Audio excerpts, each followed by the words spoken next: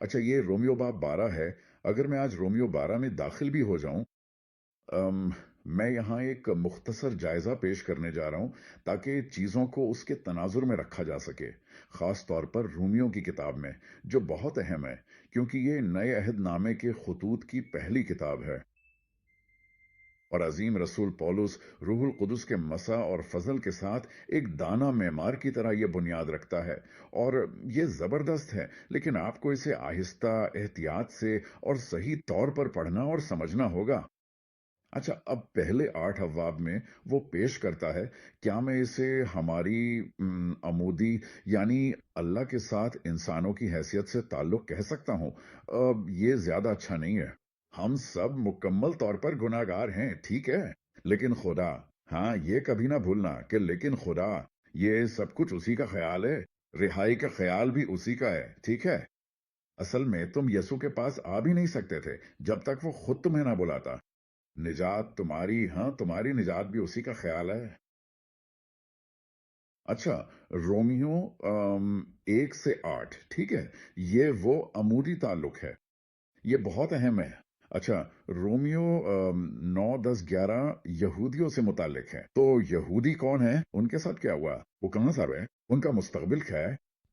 तुम जानते हो, वो अहद जो खुदा ने मूसा के जरिए किया था, वो कैसे शामिल होता है? और इससे भी ज्यादा अहम बात यह है कि हम देखते हैं कि ये इब्राहिम के साथ अहद है, जो मूसा के अहद से भी ज्यादा अहम है, क्योंकि इसमें ईमान और रास्तबाजी के कानून का तारफ करवाया गया है। ये उसके लिए इसलिए शुमार किया गया क्योंकि उसने खुदा पर ईमान रखा, ना सिर्फ उसके लिए बल्कि सबके लिए, यानी तुम और मैं।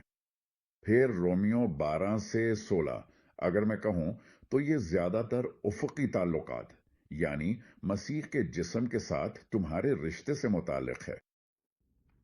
अब ऐसा लगता है कि वो बहुत सारी हिदायत दे रहा है। देखो, लोगों के साथ अच्छा सलूक करो, तुम जानते हो। मेहमान नवाज बनो, तुम जानते हो। ऐसा बनो, वैसा बनो, तुम जानते हो। कोई कमजोर है, तुम जानते हो। लेकिन हकीकत में जो कुछ रूह में शुरू हुआ है, वो जिस्म के जरिए कामिल नहीं हो सकता। अगर तुमने रूह को ईमान की सुनवाई से पाया है, जो कि तुमने पाया है, मेरा मतलब है, किसी ने ये नहीं कहा कि देखो ये बहुत अच्छा आदमी है, इसे रूहुल कुदस दे दो। ठीक है, हम मसीह के जिस्म के साथ अच्छे उफ़क़ी ताल्लुकात रूहुल कुदस के बगैर कायम नहीं कर सकते। ठीक है, हमें इसी रूहुल कुदस के वसीले से मोहब्बत करनी है, जो हमारे दिलों में अंडेला गया है, ठीक है?